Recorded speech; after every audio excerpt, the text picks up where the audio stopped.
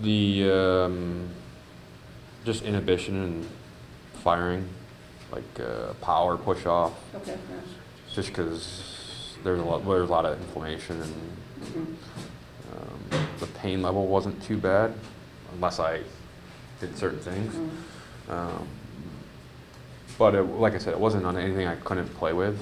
If it was regular season, I don't think I would have played with it, but I still thought I could be effective in most areas of the game and find a way to contribute.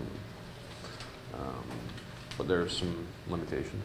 When you look at, we're here today for this instead of seeing you prepare for a Game 6, where do you see things, this team fall short?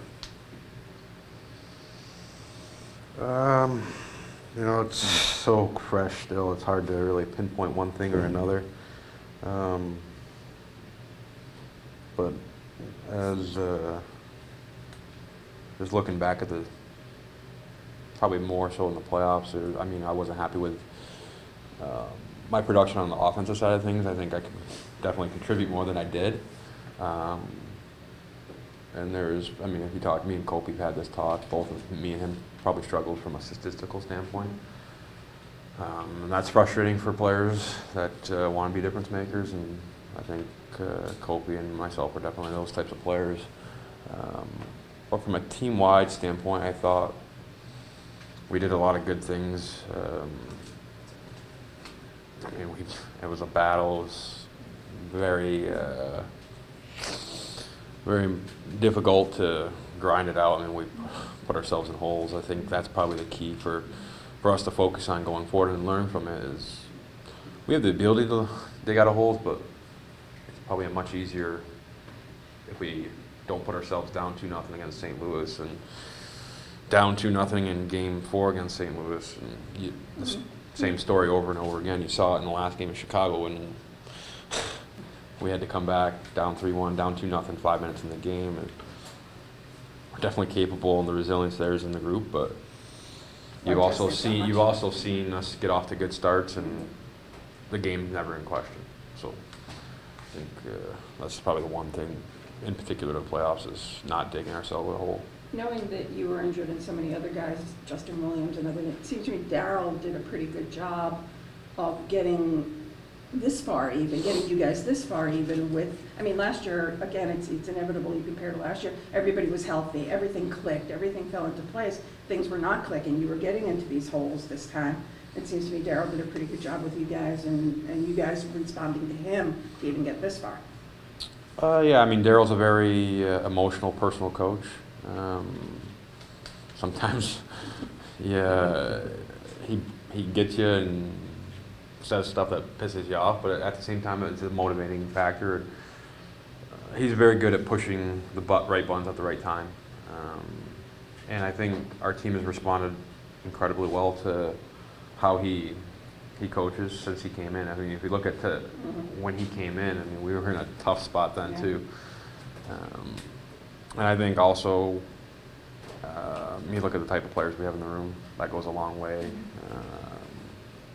And being able to grind through injuries here and there with Stoll and Richards and guys playing hurt or being injured. I mean, I don't think that's anything special at this time of year. I mean, every team's dealing with it. So it's the teams that kind of find a way to get the job done regardless of the situation that probably makes me more proud to be a part of this team, is in the fashion in which we deal with it. I don't think we complain very much. And we just go about business as if normal, regardless of the situation, which I think is probably one of the more important things from a team identity. Dustin, just along that line, you get 3-2 goal in Chicago. Most teams would just, I think, lose their composure. Darryl seemed, at least what you could see on TV, was pretty composed. And then here you guys just, that resiliency again with tying the game with 9.4 seconds. He seems so calm, at least visibly on the bench. Yeah, I mean, it's more, I don't want to say mentality, but when we have a group of guys that have been together, we've been in a lot of tough situations. I mean, you build and you draw on those experiences. And I always say this, like, experience is one thing, but experiencing everything together, like the stuff we experience together, is much more valuable than having 10 or 11 guys that have been through the playoffs and gone to the finals on different teams. I think it's different when you've gone through not only what we went through last year, but the 3-4 previous years. And you add pieces of the puzzle. You add brick and cards over the last couple of years, and that's what you kind of want to build on, is that group of guys that kind of stick together, because at the end of the day, that's all you have to lean on when the times get tough. You look at Drew, maybe a month into the season, there were the questions over why he hadn't scored and whatever. Regardless of that, by the end of the year, I mean, both numbers-wise and what he was able to do, the minutes that he logged, the type of minutes that he provided for the team, it seemed to be in pretty stark contrast to the questions that were being asked in the beginning of the season. Just the entire development, maturation, however you would want to characterize it, of Drew, how he responded to that, and what he was able to provide to this team this year. How would you characterize that? Well, to maybe further that point, I think that question could be for all three, Kofi, Quickie, and Dewey, because they are our three best players. I mean, forward, defenseman, goalie, and everyone questions Dewey or questions Quickie, and if they're not, Kofi, he's not scoring. The thing with, especially with Dewey, is he didn't score a goal for I don't know how many games. He was still our best defenseman, in the sense that he's shutting down the Jonathan Taves and the Pavel Datsyuks every single night. And it's one of those things, maybe the stat sheet doesn't show it, and the fans are all over him, and the media's all over him, and everyone in the room realizes just how important he is. It's not really it's a growing process for Dewey, dealing with those pressures of being that good, and trying to handle everything at once. He's still young, and everyone forgets how young he still is. I think he's made great steps from when me and him were rooming his first year to now. Is pretty remarkable, both on and off the ice. And I think there's still a lot of room for him to grow, but for him to handle the way he did, I'm proud of him as a teammate. And again, when I look at Dewey, the first thing I'm not looking at is how many goals he scored, because there's a lot more to his game than scoring goals. Will you even watch the finals now? Probably not.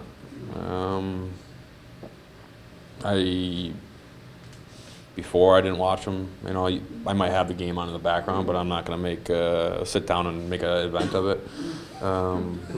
Not must-see TV. No, I mean, it's one of those things. If I'm home with the kids and we're messing around, I'll throw it on in the background, but it's hard to watch for sure. Who do you like, Heat or the Spurs?